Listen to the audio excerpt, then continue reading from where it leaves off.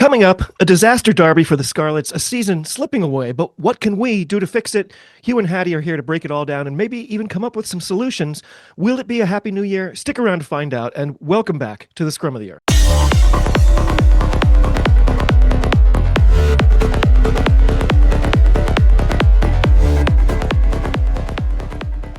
Hello, cheers, and welcome to the Scrum of the Earth podcast, your go-to for news, reviews, great interviews, and so much more, all about the world of rugby. My name is David Lawrence. I'm an American rugby fan who follows the game wherever I can find it, all over the globe. If you'd like to get in touch, I'm easy to find on all your socials, and you can always just drop an email to thescrumoftheearth@gmail.com. Well, we are back again with another special episode. We're welcoming back two of my favorite guests. The sad thing is they're both Scarlet supporters in the URC and have just endured a particularly brutal loss on New Year's Day 2 days ago as we sit down now, losing to the Dragons 28-5 at Rodney Parade. I found this result utterly baffling, and while they can't be particularly happy right now, I couldn't think of any better people to sit down and sort of sift through the wreckage and help explain what we're looking at right now. First, we've got the man who kindly sent me this lovely Bordeaux mascot, and who a few years ago now taught me the meaning of the word stodge the very first time we had a chat. By the way, it's the mind behind HG Rugby. It's Hugh Griffin. Hugh, lovely to have you back. I'm sorry it's not under better circumstances. I'm not just the mind, I'm the face of HG Rugby. And that Bordeaux mascot is actually from Bordeaux. It was bought from Bordeaux. It's actually been in Bordeaux. Every shop in Bordeaux sells red wine, I can confirm. So that's Leo the Lion. There is a lady lion mascot as well called Leah the Lion that Maz was telling me about. Shout out Maz. And apparently Leo the Lion, she says, you don't want to associate with him. He's a naughty lion apparently. But Leah the Lion is quite pleasant, I'm told. So that's okay. Surely it's Leo. He's got the accent aigu. Oh, Leo. Yeah, sorry, not Leo. Leo. Yes, you are quite right, David. As we know, Americans are much better at pronouncing things than British people. Yes, but we were just discussing. I'm excited to be here today. It's a niche audience. It is a niche audience. Oh. I'm quite excited to be here, David. This is my first time being on as inadvertently a producer of your show. Now that you are on Global Gainline on YouTube, it means that I do the thumbnails and titles. That's true. So I'm very excited. Well, also with us today is the amazing Hattie, who's making just her second appearance, though I hope we shatter that record this coming year. You'll know Hattie from the WRRAP podcast, as well as the Women's Rugby Treehouse, which sets me up nicely to complain that y'all haven't been potting for a good while now. Hattie, really nice to see you. Happy New Year, and what gives? I know. We've just been busy. We're three women with, lives, I think, and dogs. Mostly the dogs. But, we'll get used to it. We'll get around to it at some point, I'm sure. Maybe. I have no real clue how many staffies Sian actually owns, because there's so many photos of them. Yeah, so her sister has two. So none live with Sian. Her sister has two. And then I think there's a couple of more in the background. And then Sian also volunteers at an animal shelter. And so that's why there's so many photos of dogs. Right, okay. Yeah. I've just realised that I'm on a podcast with the two people whose stickers I have in my water bottle. Nice! Hey. See, this is the difference. You can tell she has a cricket machine and I do not. I actually had those before I had the cricket machine, but yeah. There's only two people who have these. Only three people in the world, who have these stickers. There's me, Hattie, and Delgado from Spain. Yeah, sure, we'll go with that. That they're the only people with those stickers.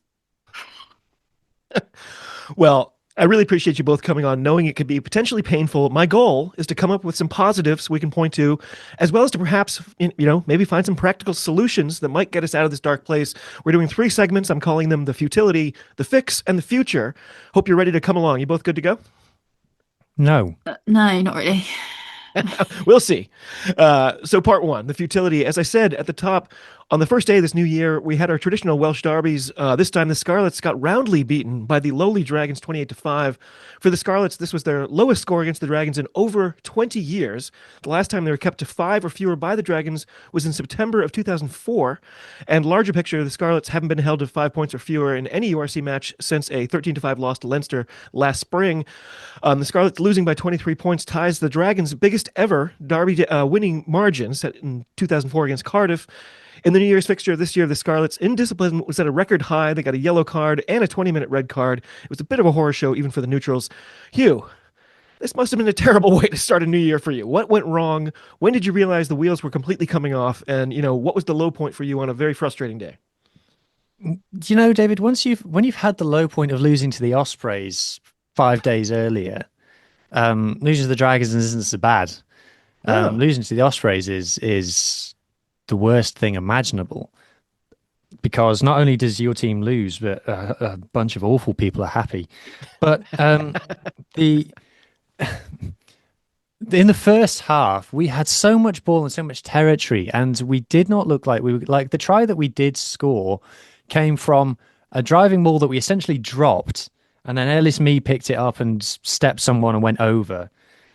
Like that, a good team would have scored at least 2 tries in that first half. So I knew things were going bad. We had several awful, awful attacking sets, which just resulted in even worse kicks by either Joe Hawkins or Gareth Davis. And I knew it was bad. And then I knew it was over when the Dragons went 21-5 up, which was, I think, only on the 60th minute or something. But this Scarlets team isn't scoring 4 tries in a rugby match, and certainly not scoring 3 tries in one half of a rugby match. Absolutely no chance. So I knew it was over. So then it was just 20 minutes of like, okay, how bad is this going to get? And the answer was pretty bad. It wasn't. The defense obviously wasn't great. We've conceded 28 points, but one of those tries did come when we'd basically just given up.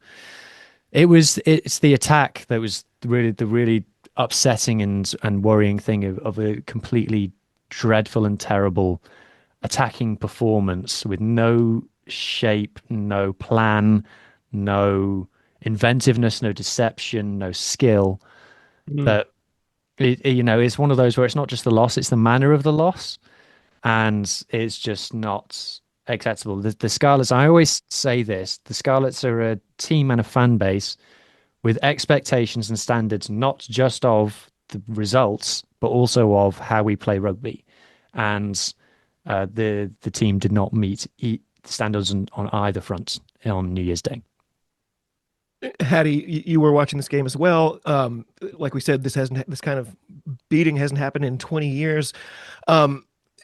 I know there's been some desire to, quote, rebuild with youth, unquote, is what I've read, but that just doesn't seem like an excuse for what we watched a couple days ago.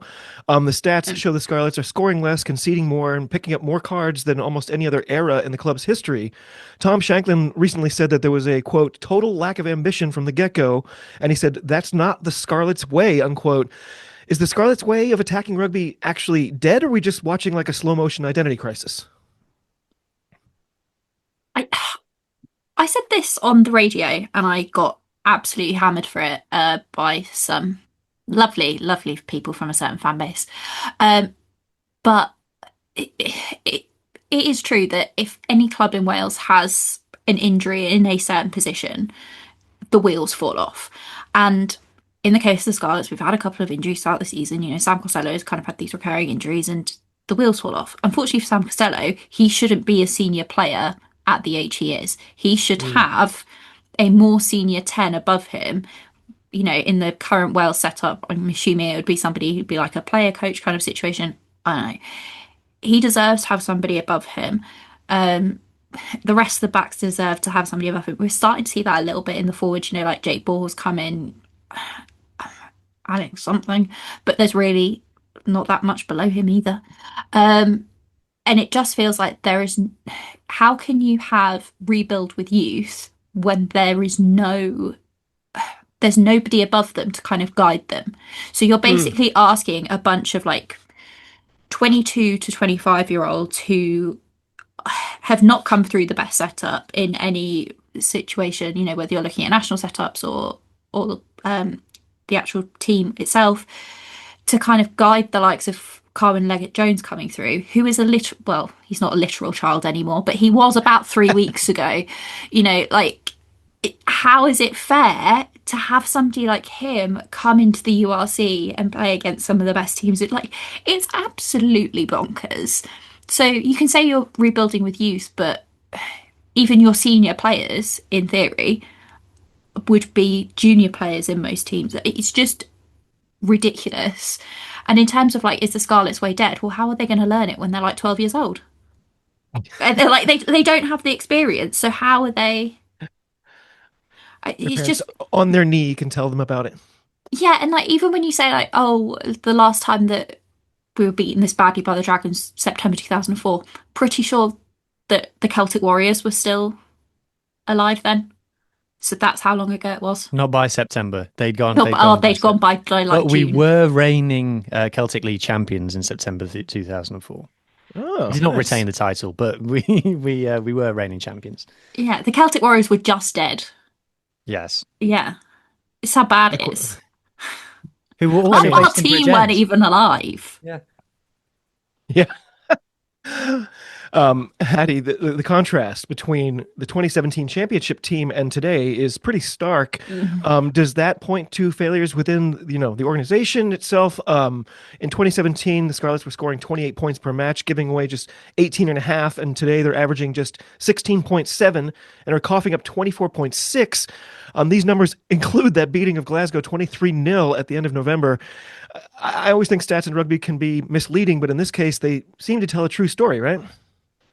Yeah, I mean, compare us to 2017, it's like night and day. Like you can't actually believe that it's almost the same team, like less than a decade apart.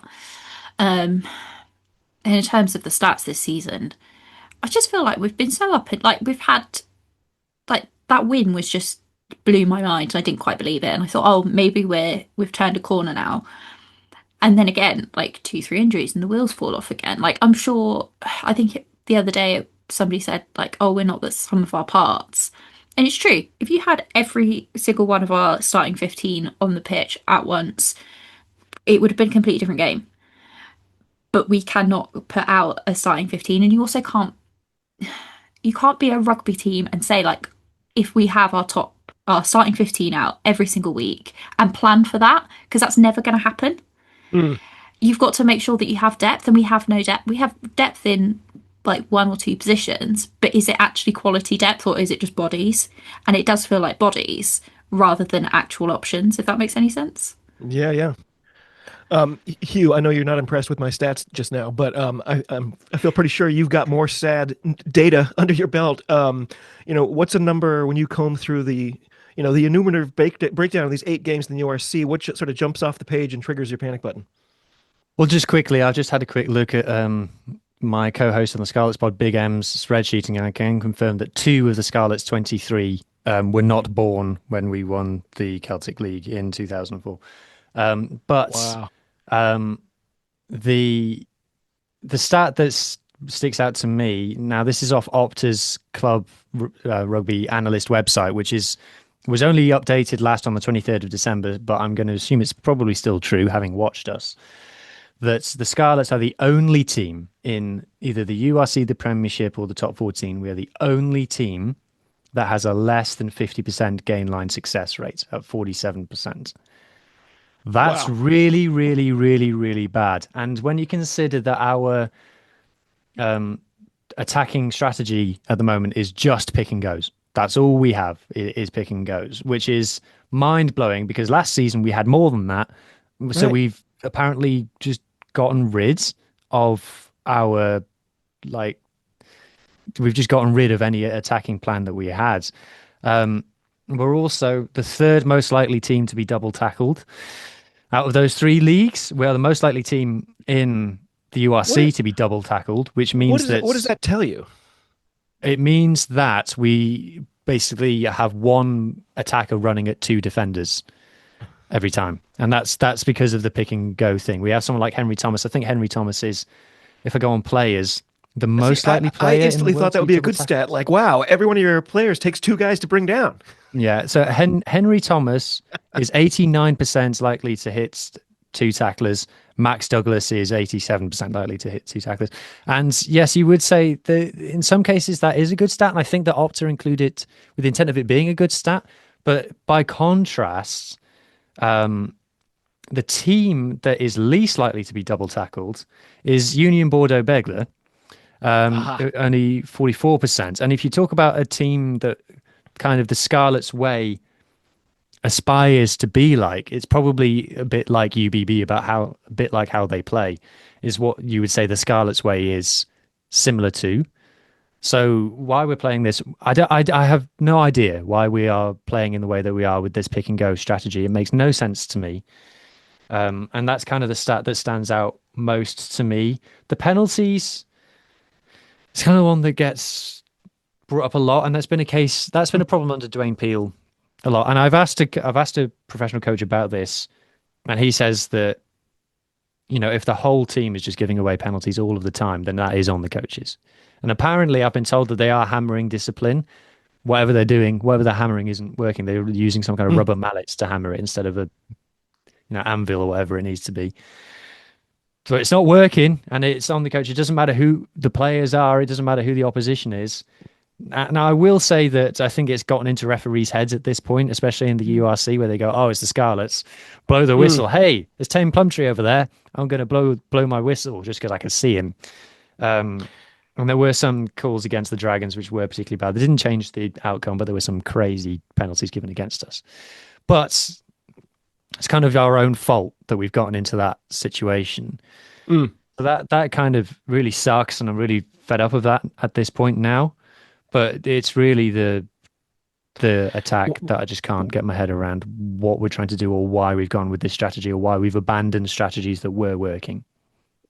Once the refs have decided ahead of time, that just makes it so much harder to get out of that hole. I'm thinking of Homer Simpson. Dig up, stupid.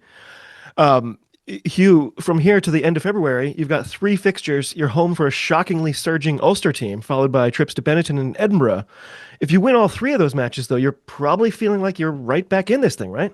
If we win all the rest of our matches for the rest of the time, I'll be delighted. But I don't think that's going to happen. Look, you never know with Edinburgh. You never know with Benetton. We got Benetton home or away? Sorry, I think you go there. You're home for Ulster, and then you're away 2 weeks in a row. Okay, that's probably not good. So yes, not ideal.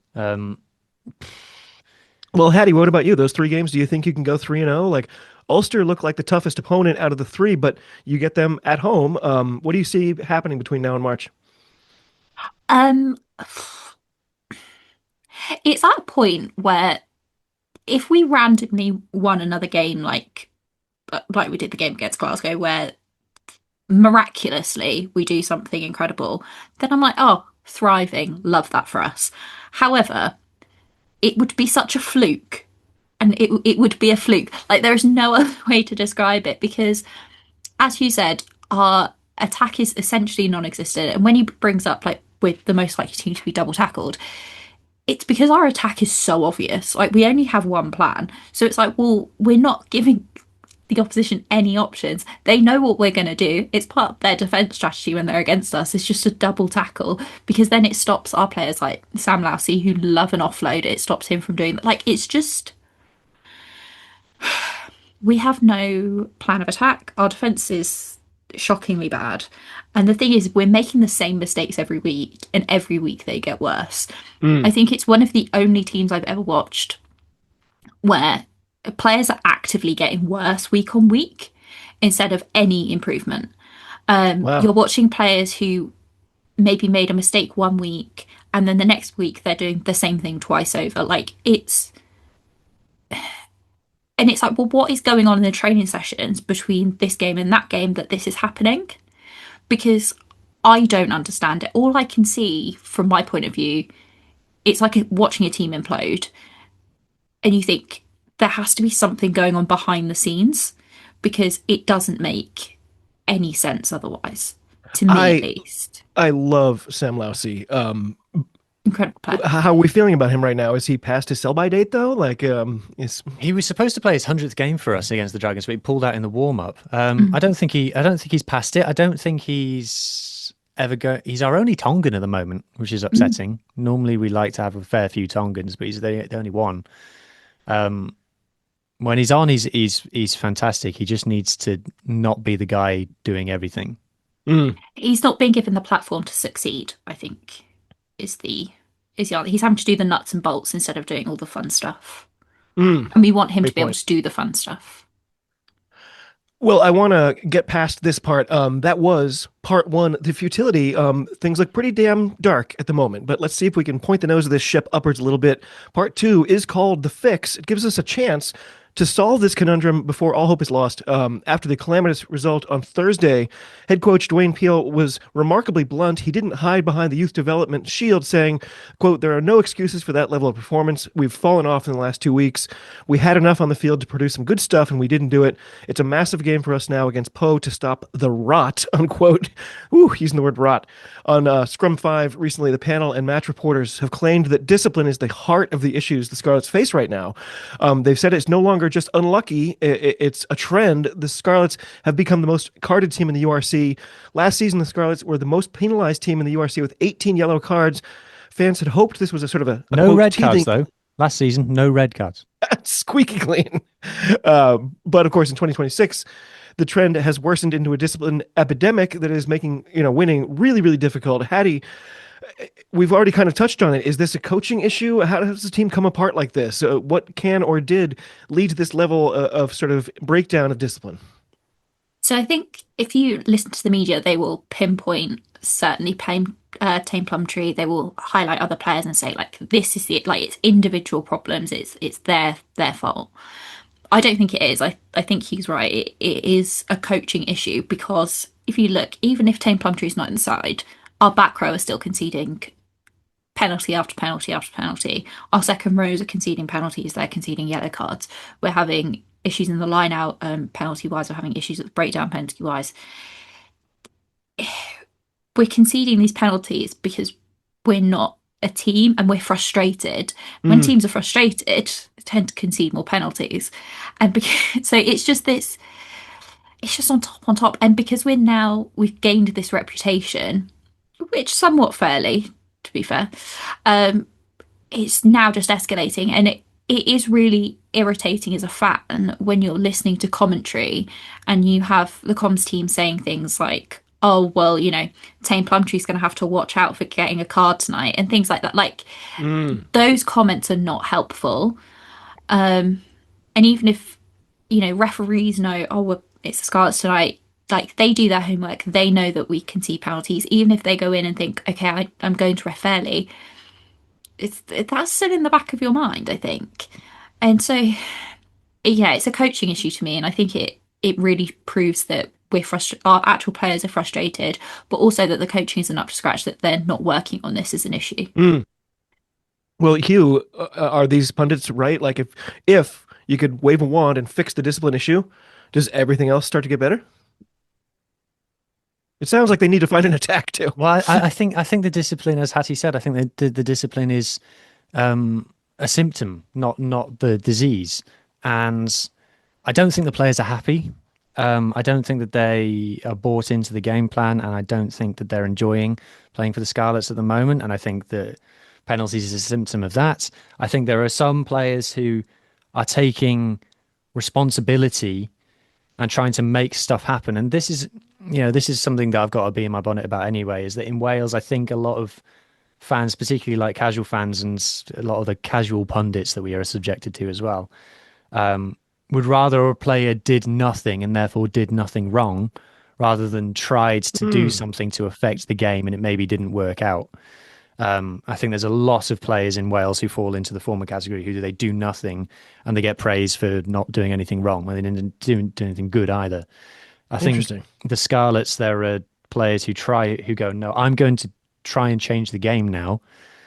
And then, like Hattie said, out of frustration, they push it and they don't have that credit in the bank with a referee who's looking to penalise them anyway. And it just gets worse and worse and it spirals. So I think that the discipline is a symptom rather than the problem at the moment, in my opinion. Do you know who I... Oh, so sorry, go ahead. David. I was going to say, what it reminds me of, and especially as we're talking about it, is that the problems are almost identical to Wales women at the moment, in that there is no attack, players are frustrated, there is a rot in the back, and it just comes out on the pitch as this incredibly highly penalised team. And the media then don't help with what they write, in my opinion. Well, So I know it's super simplistic, but it's for me a pretty fun game. I think the very first time Hugh and I chatted, we played a game called Money Player Coach, which simply posed the question if you could have, a massive injection of cash or a huge signing of an internationally recognized superstar player, or you could snipe the best coach in all of rugby. Which would be most beneficial to this club? Hugh, you've played this before, so put on you know how the sport is played. You have to put on your weird fingerless gloves and your tinfoil helmet. You've got three options to magically fix the Scarlets. Are you going with money, player, or coach? Coach. The To be honest, and this goes not just the Scarlets, this goes for all of the regions. I don't think I would trust any of them with money, and that's maybe controversial because Great point. of that's probably controversial because of the whole debate about how much money we're spending and things. But I honestly think if you gave any of the regions £1 million, they would blow it all on three former All Blacks who were over 35, Mm. And and a that's what zip they were spent. line. Yeah, and they would go. Welcome, Aaron Smith, to the Parky Scarlets. Yeah, exactly. I think that's what they would do. Whereas, um, I genuinely believe, and and maybe my bias is coming out here, but as a fan, I think you've got a right to be biased. I don't think that the squad is the Scarlets' biggest problem. Obviously, as Hattie rightly said, it's not very deep to the point where we have literal children on the bench. And we have a fly half who was literally playing schools rugby in the month of December, who there are plenty of Scarlets fans who would say we should start him in our next Champions Cup game. Um, No, legitimately saying that. Um, Wow.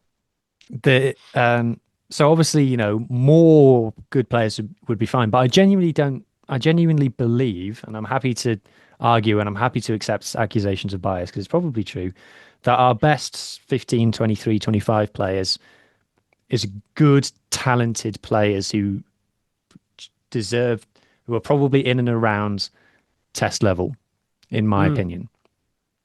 The problem is getting them on the pitch. The coaching is a problem. And I was thinking about this the other day. And the thing with Dwayne Peel, because this is the thing that we have to talk about. And any Scarlets fans listen to this will be waiting for us to start talking about Dwayne Peel. So that's the main conversation that we need to have. So if we go back to when Dwayne Peel got the job, so Dwayne Peel, Scarlets head coach, he was a attack coach. So he's a Scarlets legend. It's important to say first. So he was a part of that Celtic League winning squad that we're weirdly talking a lot about. Um, he was a part of that squad. He was a British and Irish Lion, a Welsh international. Um, we had both him and Mike Phillips on the books at one point, and he was getting picked ahead of Mike Phillips at that time. Obviously, Mike Phillips went on to develop a lot after that. Best mates with Stephen Jones, arguably the best fly half Wales has had in the 21st century. Um, so he's a Scarlets legend. And he finished up his playing days and he became an attack coach at Ulster and did quite well. And even now, if you talk to Ulster fans, they'll say, oh, yeah, Dwayne Peel, good coach. We liked having him as an attack coach. Under him, our attack was good. He then was approached by Cardiff Blues, as they were at the time, the team formerly known as the Blues. And they had a setup where Dai Young was kind of their director of rugby slash head coach. He was kind of double jobbing it. And they recruited Dwayne Peel to be like the guy number one underneath Dai Young. But the Scarlets went, oh, no, you don't. And it was pretty much announced that Dwayne Peel was going to be the coach of Cardiff when suddenly the Scarlets swooped in and said, hang on a second, we're not having you going to Cardiff. You're going to come and coach us instead. And in that moment, I think they would have obviously offered him more money than Cardiff were offering. He would have gone, yeah, this is my dream job to coach the Scarlets. Absolutely, I'll go and do that. And I think they basically went, Dwayne, here's this keys to the castle. Here's the keyless entry to the minivan or whatever it is. You're in charge now. You have complete control. The Scarlets head coach had gone from Wayne Pivac, who I think, yeah, it's easy to be revisionist on Wayne Pivac one way or another. Then we had Brad Moore, who came in, who everybody loved, and he was so good, he was so successful that he got a job as New Zealand attack coach. So he went after less than a season. And then there was like some kind of filler in the job for a little while, and then we had Dwayne Peel come in. And the Scarlets basically said to him, Dwayne, you can be in charge of everything. So Dwayne has gone from being just the attack coach at Ulster to suddenly he's got to put together a backroom staff. He's got to be in charge of recruitment. He's effectively the director of rugby for the off-field stuff. And he's got to coach attack, defense, line out, whatever it is, all of this. And I think it's fair to say, everybody would agree that he wasn't ready. And the Scarlets were willing to give him time to develop and learn the job. And he hasn't done it. From what I understand, during Dwayne Peel's time as head coach of the Scarlets, there's been some very difficult moments with the backroom staff of assistant coaches not getting on, being dysfunctional, not being able to agree on whose role is who. Like, for example, the kind of number two to Dwayne Peel is Jared Payne, who was defense coach at Ulster. So Dwayne Peel brought a load of coaches over from Ulster with him. And Jared Payne was defense coach. Dwayne Peel made him attack coach at the Scarlets. And for the 6 months that he was in that role, our attack was terrible and our defense was terrible. Then still to this day, we don't really know who's in charge of what as the backroom staff at the Scarlets, because Dwayne Peel is head coach / in charge of the attack. Jared Payne is also in charge of attack and defense. Like, literally, if you search what he's in charge of, it says attack and defense that he's in charge of. Then you've got Emir Phillips, who was in charge of anything forwards related, and now is just in charge of scrums and skills, whatever that means. And then you've got Albert van den Berg, who, by the way, I saw on the pitch warming up with the Scarlets. I genuinely think he's the biggest second row that we have. Is our former. He's a former Springbok lock. I think he's bigger than any of our second rows. He's in charge of line out and forwards, but not scrum. It's kind of a mix. But then we don't have a dedicated attack coach. We had Bradley Davis has come in as kind of contact breakdown coach thingy. That doesn't seem to be working. So it's a bit of a mess, and it doesn't feel like that Dwayne Peel. He hasn't shown that he's capable of organizing and putting together a functional backroom team. And he also hasn't shown I don't even know how long it's been at this point, 4 or 5 years, that he's been able to maintain a level of performance. Under Dwayne Peel, the Scarlets have been characterized by half a good season at a time. Either the first half or the second half of the season has been a complete catastrophe, and then the other half has been great, and we win almost every game, and we go on these incredible runs. But then we lose it again. We go on the summer break, everyone goes on holiday, everyone goes to Ibiza or Dubai or wherever rugby players go. And they come back, and we've forgotten literally everything good that we did last. No, so yes. So that is my answer, is that clearly the coaching is a problem. That is a pretty compelling case. Hattie, are you going with coach for our money player coach game? It's my big question is, though, does coach just mean head coach, or does it mean whole new coaching team? It seems like a big flush button might be in order. Yeah, because it just needs to reset.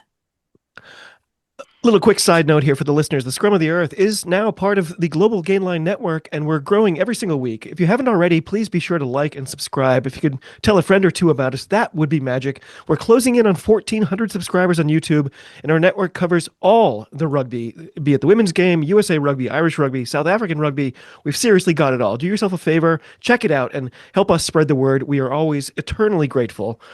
So, winding down part two, I just wanted to add that, I'm frankly in a bit of shock from this result. Like, we all saw the Scarlets make 8th place last season and make it to the playoffs this year. I can't speak for you, but I feel pretty sure we all thought they'd be even better this season, while teams like the Ospreys might fall off a little. Hattie, are you feeling shell-shocked by the URC this season? Like, are you becoming more likely to take the dog for a walk than to sit down and intentionally watch these games? I think as a Welsh rugby fan, you can never really be shocked, because they keep saying, like, Welsh rugby in general has hit rock bottom, and then somehow we dive even further. So however much the Scarlets hurt me, I don't think they can hurt me as much as Welsh rugby in general has hurt me. I was really hopeful going into the season. I think we all were. I thought, oh yeah, we've lost a couple of people, but we've gained, I was kind of looking around and I was thinking, well, Munster have lost all these huge players. The Ospreys might not do so well with their coaching changes, and the Dragons perennially on the bottom. Cardiff have lost their head coach. All of these different things. I thought we're gonna be fine. Mm. Our loss is not necessarily any bigger than anyone else's. It's gonna be fine. And then the season started, and it has quite literally been a train wreck from game one. So shocked, no. Hurt a little bit, but not as much as Welsh rugby in general. Yeah, it's just not good, is it? Hugh, what about you? I feel like you're a loss to Edinburgh away from renouncing the URC entirely and moving to France. I'm definitely that kind of fan, the worst kind of fan, which when we lose, I'm like, this cursed team, I never want to see them again. And then when we win, I'm like, I will die for these players. I'm very much That Glasgow win was a big day for you. I'm very emotional on that front when it comes to my own team. So there's that. I'll never quit. It would be awkward if I did, because at this point, my Scarlets rugby jersey collection is quite substantial. I don't know what I would do with all of them. I think if I put them all on Vinted at the same time, I would crash the market, and that would be a very irresponsible thing to do.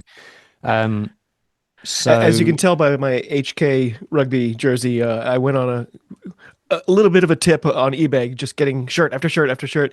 And what I've learned is they all come from Eastern Europe, and they all smell like cigarettes. Oh, really? That's not the case on Vinted. If anybody does want Scarlet's stuff, Vinted is an absolute goldmine. Yeah. Like, you would be stunned. I think it's more than any other team. I think so. I think it's, and this is something that me and Hattie joked about, and I think we're deep enough into the podcast now to be able to give away things like this. We have quite an old fan base, and I suspect that when one of them snuffs it, all of their stuff goes on Vinted. Blue season it's rough. Yeah. Their loss of life is our gain. So that brings us to part 3, the future. Let me try to spin this thing in a positive way. I spent a little time on this. So the Scarlets have an exciting roster and are actively integrating young, promising talent. Boom. In an era where every stadium is named after a bank or an airline, the Scarlets made a deliberate, bold choice in 2008 to never sell the naming rights. They insisted it stay Parky Scarlets to belong to the community. This is what I've read. That doesn't help wins or losses, but it makes me feel proud, and it feels like I believe they have the right philosophy. Boom. None of us are old enough to recall the day the pubs ran dry, the legendary day in 1972 when the Scarlets found victory over the All Blacks 9-3. Again, not a specific help right now in this moment, but it reminds us the Scarlets have a history of achieving the, quote, impossible, unquote, boom. Finally, here we go. The schedule the rest of the way has only one major hiccup in it, the match versus Leinster the day before my son's 10th birthday. Other than that, I feel like you may well win the majority of these games if you can expunge the disciplinary issues. Hugh, I'll start with you. Have I inspired your confidence at least somewhat? Now that we're thinking positively, do you see a path upwards over the second half of the season? No, you haven't convinced me of anything at all, I'm afraid. Damn it. I spent time on that. No, I don't. I think this season is going to be what it is. The thing, I think when you talk about the future, when it comes to Welsh rugby, or specifically the Welsh regions, you kind of have to address the elephant in the room, which is that we have a national union who's intent on shutting down one of the regions. My personal opinion is that I don't think that they will be successful in that attempt. And I think that the people in the boardroom at the WRU are far more likely to go than any of the regions at this moment in time, purely because I don't think that the regions are going to play ball. The WRU plan for getting rid of a region seems to have been, between the four of you, could you just agree who will go? Can you let us know? And, all the four regions have gone, no. So that's where that And one plan of you just stands. buy Cardiff, and then we don't have to worry about any of this. Yeah. It's basically their plan. That was basically the plan, and my understanding is that plan has failed. So I think the only way that the Scarlets end up going is through hubris or complacency, in terms of just assuming that they won't be the ones that go, and therefore they don't take the survival efforts seriously. Now, I'm led to believe that that's not what's happening behind the scenes, although that's all just rumor at this point. So I don't think the Scarlets will go. I currently don't think that any of the four will end up going when all is said and done. But I think this season is going to be what it is. I think what the Scarlets have to do, and I think what makes the Scarlets different to some other clubs, is that the Scarlets don't do self-pity. The Scarlets don't do playing the victim. The Scarlets don't do sitting around feeling sorry for ourselves and waiting for someone else to come and fix it. The Scarlets do, this isn't good enough. Everybody knows it's not good enough. What are you going to do about it? And there'll be supporters' evenings where the supporters will turn up in numbers, and the senior management of the Scarlets will be there. And it happened like 2 seasons ago, where the fans stood up in a supporters' evening and just said to, it was either the director of rugby or Dwayne Peel himself, and said, "Is your job on the line? Is your job secure?" Just asked him to his face in a supporters' evening. So because the Scarlets are a rugby club with standards, I expect that one way or another a change will be made. It might be painful, it might be sad, and looking at Dwayne Peel in the coach's box these days is pretty darn sad. One way or another, a change will be made. Whether that change is gonna bring its success, but guess what? They've got us now. We're not going anywhere. We're all in this for the long haul. Well, thank you for lobbing that one over the plate for me, because Hattie, I think it was you that I first heard this from on the wrap. And I think basically you said that Hugh has been saying this contraction is not going to happen. I hadn't heard any of that. From where I sit, and just as somebody who sits and watches the URC, when there's a Welsh club playing, the commentators will mention at some point, and probably multiple points, well, there's a lot hanging over these players, and it's really hard for them right now, knowing that one of their team might not be here. But you kind of hinted that maybe the WRU either can't or won't follow through, and it occurred to me, nothing the WRU have ever said in the past has been a guarantee that they're going to do that thing. In fact, quite the opposite. So I did a little poking around. I learned that there's new investment in the Scarlets, and so a few experts saying you don't invest in something that's going to disappear. There's not an expectation of that. And there's legal things too, like the URC has been told you will have 4 Welsh regions until I think it's 2028. So it's very strange right now that all the commentary is this is happening, but it looks like it might not. Is that actually kind of the ultimate positive that we can get out of this? Like, the regions will continue? Yeah, I think the difficulty is, and the thing that hurts, is what the WRU are doing at the minute is alienating people, and they're alienating fans, and whatever the outcome is, there's going to be a lot of people that are turned away and that are upset, and that we're going to lose players. We already are. We're not going to have, there could have been kind of investment drives, if you know what I mean. We could have been out there getting new investors, we could have been out there getting new coaches, and this is across all 4 regions. There could have been these big things happening. We could have done much better in the league, apart from Cardiff, who are doing relatively well. The other 3 could have been doing much better, but instead we're stuck under this uncertainty for a year, 2 years. Hopefully it's just the 1 season. But legally, it's quite murky. And as you said, they're contracted with the URC to have 4 teams. So unless they can sell one of the things, and also then I believe the other unions within the URC would have to agree to that sale, which is murky. You've then got the actual companies that each of the regions are. So if they got rid of one of them, well, that's a whole legal process. There are so many steps for this to happen that it's just incredibly unlikely that it will. And obviously, I'm not a legal expert. I'm a historian. I'm looking at it from just like that kind of point of view, and it just doesn't make any sense to me. Like, it doesn't make any sense. And also, I know that the WRU, one, like to call people's bluff, which they've done before. They've done it with the women's team. They also have a tendency of saying this is their plan and then withdrawing that plan. So we've gone through this a few times now under different iterations. Granted, this time is probably seems the most severe, but we did have, the Osprey Scarlets murder a few years ago, which everyone thought was really, really going to happen. This time around, it does seem quite serious. But I just can't see legally how they can wind down one of the regions.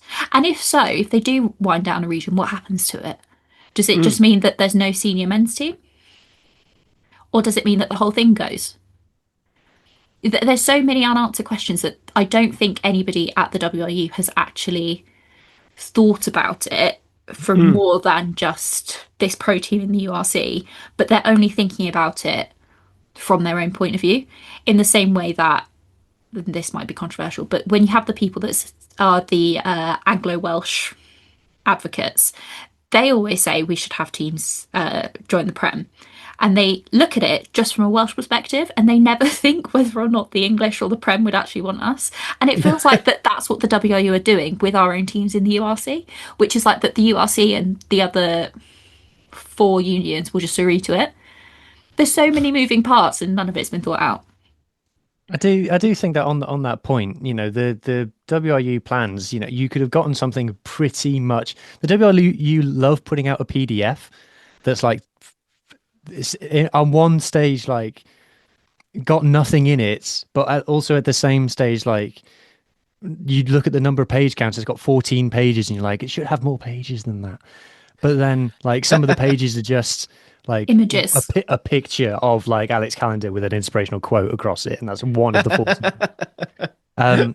But it's literally the level of something that you could just go into a pub anywhere in West Wales and ask a guy like, what do you reckon? And it's what that he would tell you over the next hour and a half is pretty much level with what the WRU put out. And it's been one of those things where it should be enjoyable, but it's been really not, where all the people who have, because there are people in the press and the media and in the fan bases who have been saying for ages that we need to get rid of a region, we need to join the Anglo-Welsh League, we need to do this, we need to do that. And now we're at the WRU. That's why I think that there's the people at the top of the WRU probably thought that what they were doing was populist. I thought they thought that everyone would love what they've suggested, because what they read, on social media, what they read in one of the 2 news outlets that covers Welsh rugby, they go, oh, well, everybody wants this. And then they've like gone to do it, and everyone's pushed back massively. You talk about the silent majority type situation.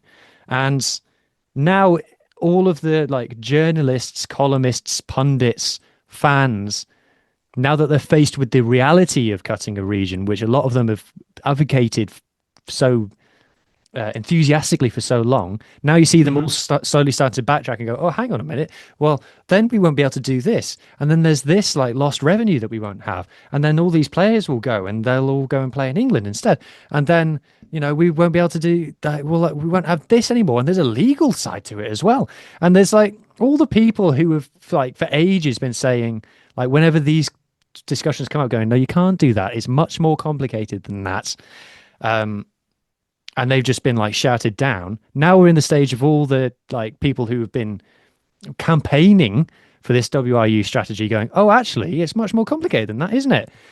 And then you get like people like me who have been saying it's much more complicated than that. And it's not kind of a, haha, it's I told you so. It's a, yes, that doesn't make me feel any better at all. Now that you're realizing that, it makes me feel even worse how stupid you were in the first place to not see that it's much more complicated than that.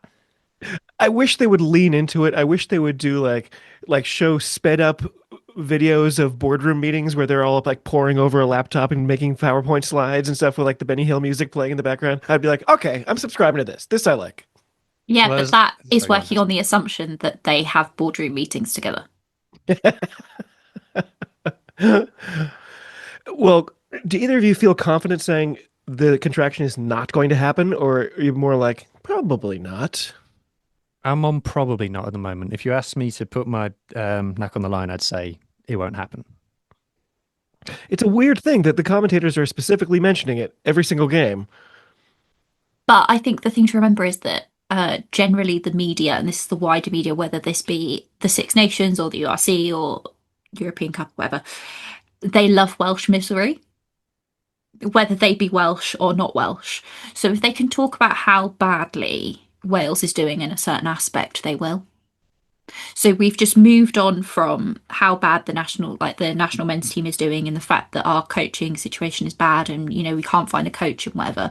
We just moved that on to the regions. And as soon as it's confirmed what's happening, they'll move on to something else.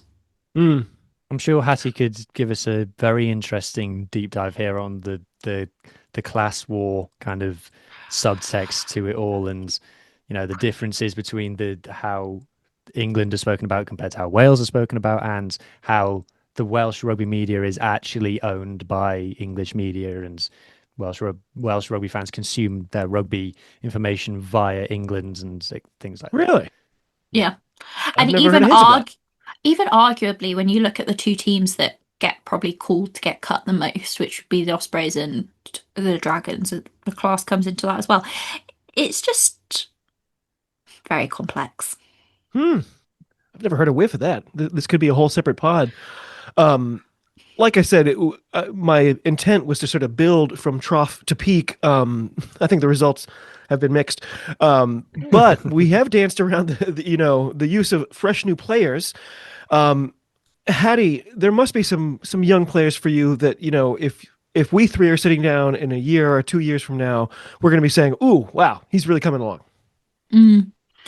Yeah, I mean, I think I really struggle with this because I think Scarlets fans out of any team ever are the most to push some like 16-year-old child who is playing for a school somewhere, and maybe has played like on the weekend for like the seconds team of an SRC team or whatever. Like, we love to push somebody young and we're constantly looking for the next best thing. And I think maybe a little bit that's kind of how we've ended up with a very, very young team anyways. We're constantly pushing for say.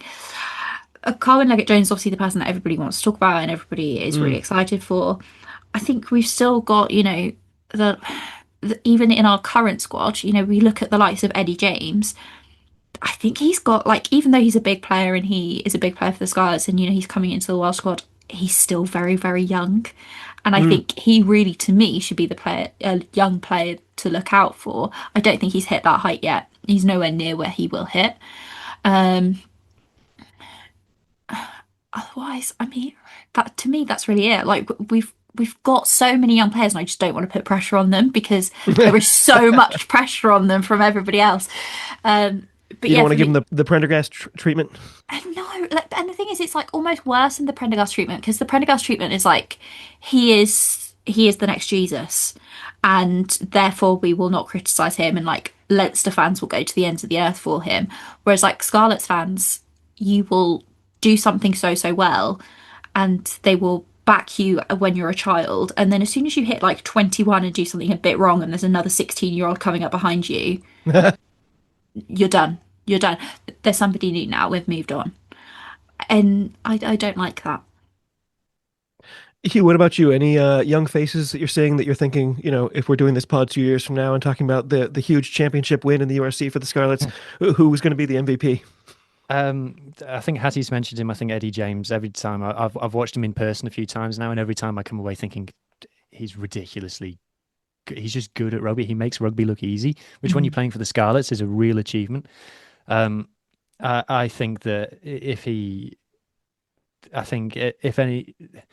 were to leave the Scarlets, I think that a really big team could scout him and go really turn him into a hell of a player. I'd hate to see him go to Gloucester or Sale or some mid-table English team like that. I'd rather he stayed at the Scarlets or went to like Bordeaux or something, that kind of thing, because I think his ceiling is so high. I think he, again, I don't mind being accused of being biased. I think he might have the highest ceiling of any back in Wales at the moment. Other than that, when you watch the Scarlets week in, week out, you see how Sam Costello is essentially a light switch. If he's on the field, we play well. If he's not on the field, we don't. It's literally that simple. And I've spoken to people at the Scarlets in the backroom staff and players who freely acknowledge that, say that we only play well with Sam Costello on the pitch. Wow. So there's that one. I would like to hope that Max Page continues to Mm. come forward. I'd really like to see Archie Hughes, aka the Falcon. I'll tell you a story after we stop recording about him. Um, Mm. the he young scrum half, Wales under 20 scrum half. I'd really like to see him come on. You would hope that Dwayne Peel being a line scrum half, like developing scrum halves would be his thing. But no, just picking Gareth Davis for the full 80 seems to be Dwayne Peel's preference. Gareth Davis, who can't be that much younger than Dwayne Peel. Who Um, also only has like one good game, one bad game, and he like alternates between the two. yeah. So I would love it if Archie Hughes was able to come through. I know like Hattie's just kind of mocked this a little bit, but if Carlo Windlegger-Jones could continue to develop, I would be really excited by that. But no Um, pressure. no pressure. Yes. In the forwards, I know the Big M would want me to mention Josh Morse, Harry Thomas, who's a loosehead prop and a hooker, to continue to come through. If we could unearth a second row somewhere, that would be class as well. So they're kind of the deep cuts, if you like.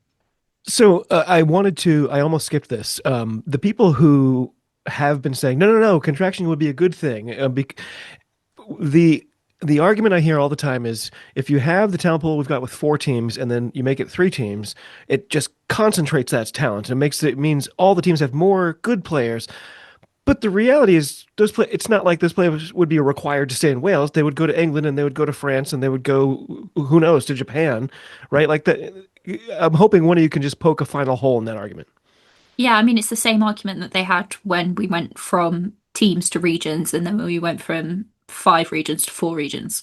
It's literally, I was reading the other day about when we went down to when regionalisation happened, and the points are identical to the points about going down to 3. And you just think, well, 20 odd years ago, we were talking about how we'd be bringing players home with regionalisation and how we, would be concentrating our talent with regionalisation. And now we're saying the exact same thing about reducing them.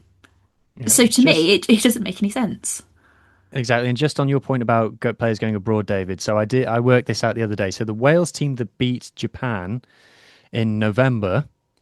So the starting 15, you had Nicky Smith, currently plays in England. Dewi Lake has just signed to play in England. Archie Griffin plays in England. Daffer Jenkins plays in England. Adam Beard plays in France. Aaron Wainwright is just signed to go and play in England. Alex Mann wore number 7. He plays in Wales, but Jack Morgan was injured. So if Jack Morgan was fit, he'd have played, and he's just signed to go and play in England. Ollie Cracknell, number 8, plays in England. Thomas Williams plays in England. Dan Edwards was number 10, rumoured to be going to Leicester in England. Then you got Josh Adams, currently plays for Cardiff, came through playing for Worcester Warriors in England. Ben Thomas, Welsh through and through, no problem. Max Llewellyn plays in England. Lewis Rees-Zammit plays in England. Blair Murray currently plays for the Scarlets, came through playing for Canterbury in New Zealand. So that's kind of like Wow. when you talk about concentrating the talents, it's like, oh, well, the horse is bolted, lads. Like they've already up and left, and it's been happening. Like take Max Llewellyn for example. He signed to go and play for Gloucester when he was still breaking through at Cardiff when he wasn't first choice to Cardiff. We're not talking about Welsh internationals coming to play for Wales, play exceptionally well, and are scouted by England and then go and play for England. We're talking about senior academy players, or even below that, Yeah, going to like England. we're talking like 16-year-olds at college, like they're going across the border because the development options are better. Yeah, like Faye Woboso, Lewis the Rees. loss of Faye Woboso is still one of the most, from where I sit, like, I can't believe they let that happen. I actually I'm not that mad about that one because just wingers, you throw a rock and you hit 10 wingers, so yes, he's great, but it's Okay. not a position where we're in desperation. If it had been a second row, like say if it was Mara Itoje, for example, who is Okay. Welsh speaks, born and raised in Cardiff and been taken by England, that would really, really, really sting. But like Lewis Rees-Zammit is an example. Um, Cardiff is his home region. Got scouted for Gloucester as a teenager, came through Gloucester's academy, debut for Gloucester and things. Never played under 20s for Wales. Was approached by England to play for England, and it's just luck that he's a proud Welshman and said, "No, I refuse to play for England," and threw his lot in with Wales. That's why he plays for Wales. Other than that, like Faye, like exactly the same story as Faye Weboso. Where Faye Weboso said, "Yeah, I'll play for England," and that situation is going to happen more and more and more and But more. didn't it come down to him saying, I need to finish getting this degree? And Wales was, or Cardiff was like, no, we're not going to pay for that. You can't do that. And England was like, yeah, we got your program right here. And not quite. It's No? very grey area, and a lot of people like to blame what was the 60 cap rule is now the 25 cap rule, and it doesn't really make any sense. I Okay. think a lot of it comes down to because he was already studying in England, and then Wasps went bust, and then he didn't want to travel. And which my point is, well, Welsh women travel across the border for school and uh, club all the time, but sure, whatever. And for their jobs that they have because the rugby doesn't pay the bills. So sure, course. like of course that's the answer, and not probably the very large contract that Exeter offered you, but only if you kept English qualified, which he was because his dad is English. So Okay. there's lots of layers to it. It's a complex sport that we like. Yeah. I don't know why. Out I of don't know, I like curiosity, so neither of you live in Wales, No. right? But if you had said, I want to get to Rodney Parade for this New Year's Day derby, what would that be like? Would it have to be an overnight? Could you get there and back? No. No, I Were can you do tempted it this year to go in. to any of these, holiday derbies? From where I sit, I look forward to them all year. There's something special about it, and somehow I feel like an idiot. I didn't know those games were happening on New Year's Day, and I was like, crap, it's New Year's Day. Guess I'll look at Flow Rugby and see if there's two Welsh derbies today. It was such a huge present. Well, I think you're probably the most excited of anybody of two Welsh derbies. The the yes. So getting to Newport is the most easterly team in Wales, so it's the easiest to get to. So I could do it. Yeah, it's about a 2 hour. It would be about a 2 hour drive, maybe a little bit less to get to Newport for me. And I could do there and back in one day. It's about the same to get to Bristol for me. Mm. So that's doable. That's fine. Getting to Llanelli to watch the Scarlets is more difficult because Llanelli is a long way away from everything. It's kind Mm. of like you're in the car on the M4 and you're like, we must be there by now. Surely it's the Irish Sea in a minute. Like that kind of situation. I went to Newcastle Emlyn last year, and that was a kind of like this is the furthest away place I've ever been, and I've been to Australia, like type situation. But so that's more difficult. I mean, I could get into a whole kind of tangent here about Friday night games and how they're really great for Cardiff because everyone can just,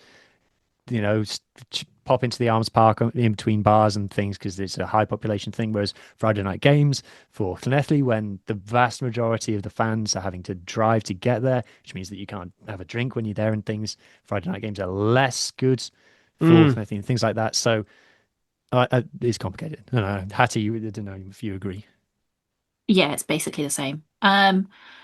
It's a bit different for me because I don't drive, so it would be public transport, which means going through London, which I don't Ugh. enjoy. Yeah, gross. But yeah, it's actually not like if I wanted to get to Cardiff, it actually wouldn't be that bad. But getting to West Wales would be a horror show, and I would be ringing my cousin saying, I'm staying at your house. Actually, no, she's Nice. just had a baby, so I would not. I'd be calling my uncle. I know several people who have made the drive from where I live in Boston down to Miami. And apparently the worst thing about it is not just how long it is, but you're in the car for 18, 20 hours, and then you get to the border and you're like, Florida, we're here. It's Florida. Oh, wait, I'm 6 to 8 hours away. Yeah, that's basically my childhood, which is you drive from where I live in Buckinghamshire and then you get to the bridge and you're like, oh, we've made it to Wales. And then you're like, there's actually even further to go. Like you're in for the long haul now and you're just gonna just keep driving and And you keep have to driving on the same road. And you have to realize, David, that once you get into Wales, it's literally like, particularly if you're driving through central Wales, it's literally you get to the English border and your dual carriageway becomes a single like lane B road with no I've road heard markings and things. It's like, and we stop spending on the infrastructure now, and Right then here. it's like it's a the big last difference. time the last time my partner and I were down in Texas on a highway, at one point we almost had to pull over. We were laughing so hard because the GPS said, "Stay in one of the left three lanes." like one of the left 3 lanes because they had room in Texas and they waited and made everything big enough. No, and then you get to Wales and you have to drive at 20 miles an hour, which is a whole nother discussion. We won't get into that. We won't get into that.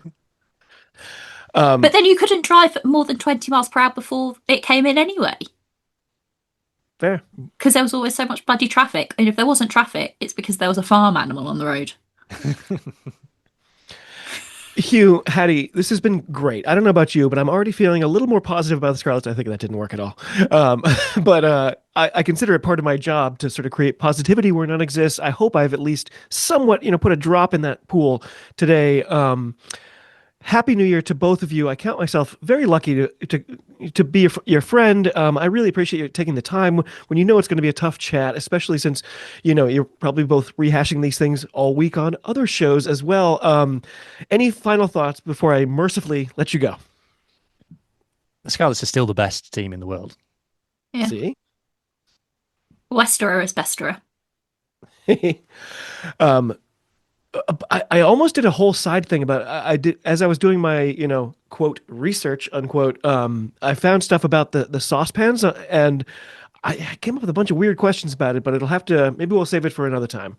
Just on that, our alternate kit is grey this year, and it wasn't as explicitly said, but based on the video the VX3 our kit supply did for it, it appears that the reason that our kit is grey is because that's what colour Sosbans are. Yeah, but it's got little saucepans on it, isn't it? Yeah, well, all our kits do. Yeah, that's true. Wow. Hattie, Hugh, you're both made of magic. I honestly hope this was a little moment of levity in a tough period. Listeners should be tuned into both at /all your podcasts. I'm a huge fan of all your content, and it tickles me to be able to just hang out and talk. So to all of you across the globe, cheers. Talk to you soon, and be well.